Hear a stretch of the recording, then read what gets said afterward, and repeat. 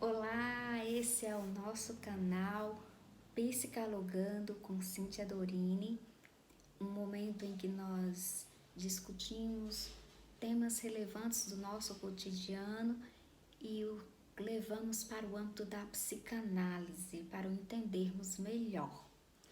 Dando continuidade e também encerramento à nossa série Ansiedade Nossa de Cada Dia, eu quero trazer para vocês algo bastante pertinente que surgiu de alguns questionamentos de pessoas que assistiram ao programa anterior e mandaram algumas perguntas através do direct do nosso Instagram e também via e-mail e deixaram também algumas perguntas no próprio canal. Então, hoje nós faremos uma breve retomada do que é a ansiedade do ponto de vista patológico. Nós vimos no programa anterior que a ansiedade não é maléfica quando ela é vista de um ponto de vista natural, ou seja, qualquer ser humano pode passar por um momento de ansiedade por uma determinada situação e de forma pontual. Essa ansiedade não é considerada patológica porque ela tem um motivo real para existir. Todavia, quando nós apresentamos alguns sintomas que fogem à normalidade, como inquietação, alterações significativas de humor e reincidentes também, alterações no apetite, no sono, geralmente as alterações no tocante ao sono elas tendem a ir para o âmbito da insônia. Então, os pacientes que sofrem de ansiedade, da ansiedade patológica, eles reclamam bastante das questões voltadas para o sono. Quando não se apresenta em forma de insônia, ele se apresenta como um sono não reparador, que é aquele que você dorme, mas o sono passa por interrupções no decorrer da noite, ou você perde o sono e não consegue mais retomá-lo. É um sono interrompido, né? E não satisfatório para aquilo que você deseja, para que o corpo descanse, entre realmente em repouso. Então, respondendo a algumas das perguntas que eu recebi, uma pessoa aqui, uma das nossas seguidoras, perguntou se é verdade que, do ponto de vista psicanalítico, que nós somos uma geração de pessoas ansiosas. Muito bem. Nós já vimos as questões, alguns sintomas que caracterizam a ansiedade. Nós também temos que saber diferenciar preocupações de ansiedade. Preocupações todos nós temos em diversas áreas, se não em todas as áreas de nossas vidas. E isso é completamente normal. O que não é normal é que as preocupações sejam excessivas para aquilo que não é real, não é palpável, reside no campo do imaginário, do possível, habita no campo da possibilidade. Então, nós precisamos entender que preocupação não é sinônimo de ansiedade, apesar de estarem interligados e de uma coisa poder levar a outra.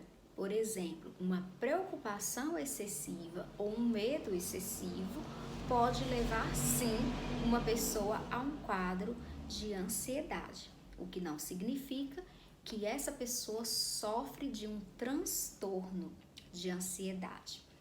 E alguns sinais merecem um alerta especial, que são as palpitações ou taquicardias. A pessoa tem a sensação, e assim são os relatos em clínica. A pessoa relata que acorda ou tem no meio do dia, no meio de alguma realização de alguma atividade do cotidiano, a sensação que o coração está saindo pela boca. É bem assim, falando bem coloquialmente. Então, esse tipo de sinais, de sintomas, são relevantes de serem percebidos se eles forem reincidentes, ou seja, se eles acontecerem repetidas vezes, certo? Então, nós somos uma geração, podemos dizer que nós somos uma geração ansiosa? Sim, podemos dizer que somos uma geração ansiosa, haja vista nossa inquietude, isso é uma marca da contemporaneidade e nós devemos considerar sim os fatores culturais. A marca da contemporaneidade é uma marca de uma sociedade que quer fazer muitas coisas, que abraça muitas coisas, que se compromete com muitas coisas e sente-se frustrados quando não conseguem realizá-lo ou quando não as realizam da forma como desejavam. Então, há uma geração de expectativas do próprio sujeito enquanto indivíduo e também as expectativas de outras pessoas com relação a você, a mim. Então, quando nós deixamos com que as expectativas alheias tomem conta do nosso dia a dia, dos nossos afazeres e da forma como realizamos as nossas atividades e como direcionamos as nossas vidas e os nossos propósitos, nossos objetivos, nós nos tornamos uma pessoa ansiosa e com forte tendência a sofrer frustrações e não saber como lidar com elas. Então, nós acumulamos essas funções e nos sentimos, na verdade, inseguros, né, ante a possibilidade de algo dar errado, né? Porque essa geração é marcada por uma geração que está muito preocupada no que o outro vê. Então, é uma geração que conhece pouco a si mesmo, mas está extremamente preocupada em como é vista pelo outro. Essa é uma das razões dos transtornos de ansiedade que nós lidamos em clínica. Uma outra pergunta bastante pertinente é se a ansiedade, enquanto patologia, ela dá sensação de ameaça. Bem, a ansiedade em si, ela já surge exatamente pelo sujeito se sentir de alguma forma ameaçado, seja por algo real ou por algo que está no campo do imaginário, né, da possibilidade, como foi dito aqui no início da nossa conversa. Então, todo mundo experimenta esse sentimento, né, ao longo da vida, através das perdas afetivas, dos rompimentos de relacionamentos, das perdas de entes queridos, do próprio luto em si. Então, nós nos sentimos ameaçados ou com medo. Toda vez que o ser humano se sente assim, ele entra em um quadro de ansiedade. O que temos que levar aqui em consideração, respondendo à pergunta da nossa seguidora aqui, é que tudo que é exagerado, tudo que foge à normalidade, pode se tornar uma patologia e merece o nosso cuidado e a nossa atenção. Então, muito cuidado, né, na questão da permissão, na permissividade das interferências alheias naquilo que você está fazendo ou projetando fazer, tá bem? Então, eu espero ter respondido também a essa pergunta. A pergunta seguinte é: a ansiedade é sinônimo de medo ou não? Bem, a ansiedade em si, ela é caracterizada por uma situação de tensão ou de medo decorrente de antecipações de situações. Então, a pessoa sofre antecipadamente por algo que ainda não aconteceu ou que ela teme que aconteça. Então, nós podemos dizer aqui que a ansiedade é um excesso de futuro. Nós veremos nos próximos programas, nós falaremos acerca da depressão e nós veremos que a depressão também é um excesso. Mas enquanto a ansiedade é um excesso de futuro, nós veremos a que excesso corresponde à depressão. Então, nós devemos ter cuidado com relação aos nossos pensamentos, porque a aceleração dos pensamentos, eles também nos trazem, além do quadro do transtorno ansioso, ele nos traz algumas sequelas, alguns problemas neurológicos, porque interfere diretamente no desempenho das nossas atividades cotidianas. Então, aquilo que outrora nós poderíamos fazer com muita facilidade em um quadro de ansiedade, há uma quebra, uma dificuldade de concentração, e isso reside no campo aí para nós da neuropsicanálise, né? Então, que também é uma das minhas especialidades. Então, nós precisamos ter cuidado com essa síndrome do pensamento acelerado, que além de nos dificultar a concentração, interfere na qualidade do sono e no desenvolvimento de demais atividades do nosso dia a dia. Então, há uma outra pergunta, nossa última pergunta, para que eu possa fazer o fechamento é verdade que uma pessoa ansiosa é controladora? Em tese, nós vamos entender isso.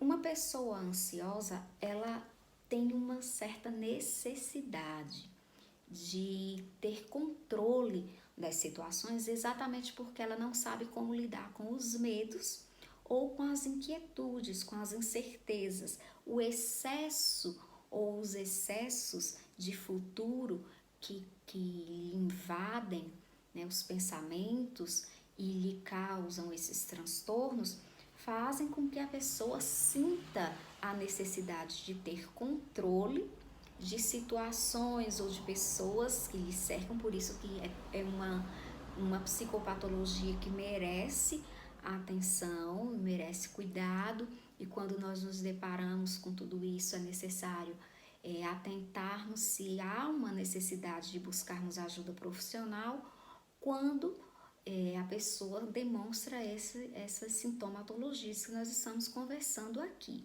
Então, esse nosso diálogo acerca das ansiedades nossas de cada dia é importante para que nós tragamos a nossa consciência de que a ansiedade pode sim ser uma psicopatologia e que pode acarretar severas sequelas para quem sofre dela.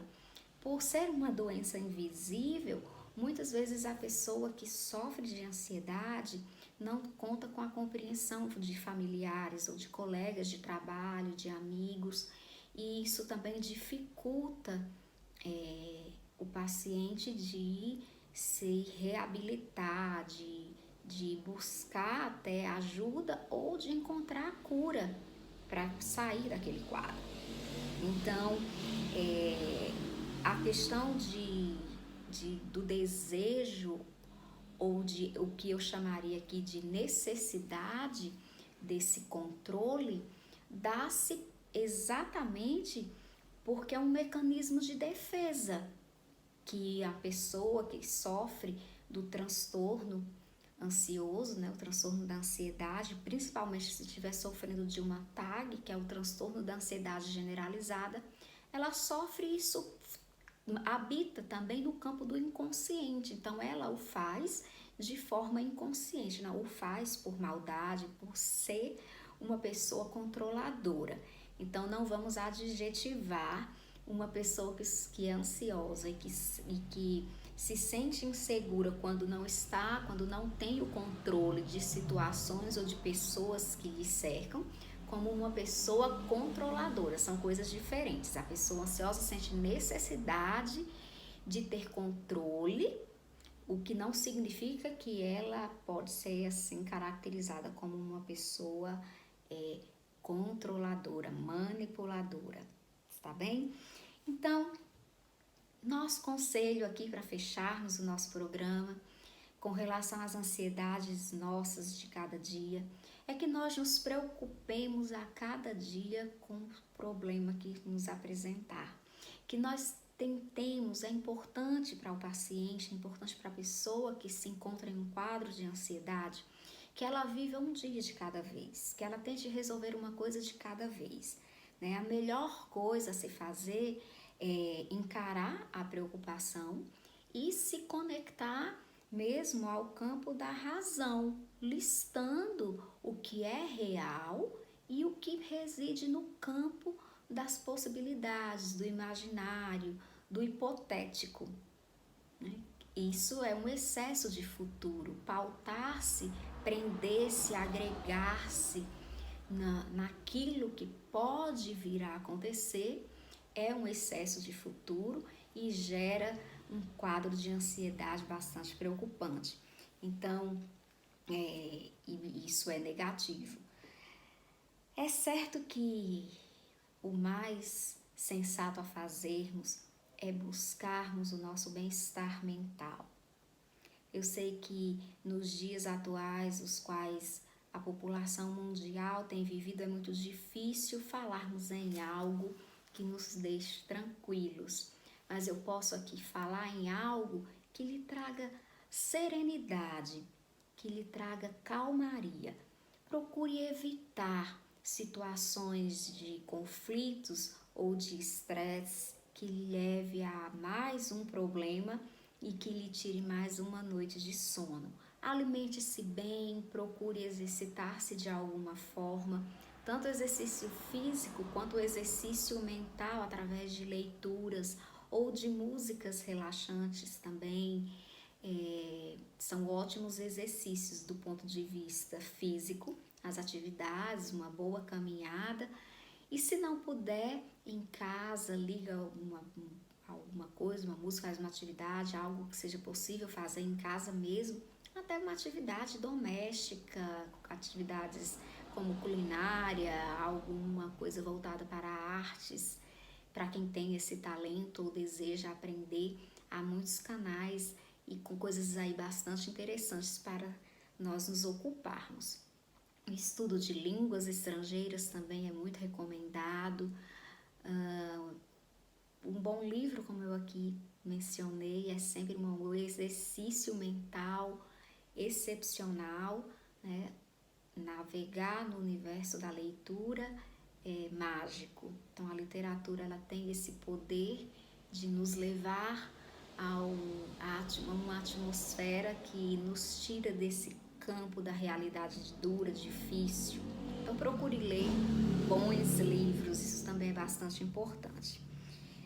Preocupe-se mesmo em se autoconhecer, conhecendo aquilo que te deixa ansioso ou ansiosa, evitando os gatilhos que te jogam para um quadro de ansiedade, entendendo que você ficar ansioso ou ansiosa para resolver algo que só poderá ser resolvido amanhã, não pode interferir no seu hoje. O seu passado não pode ser alterado. A única coisa que nós podemos fazer é vivermos um presente, que nós possamos vivê-lo com muita serenidade, buscando sempre um equilíbrio para que tenhamos a saúde mental preservada.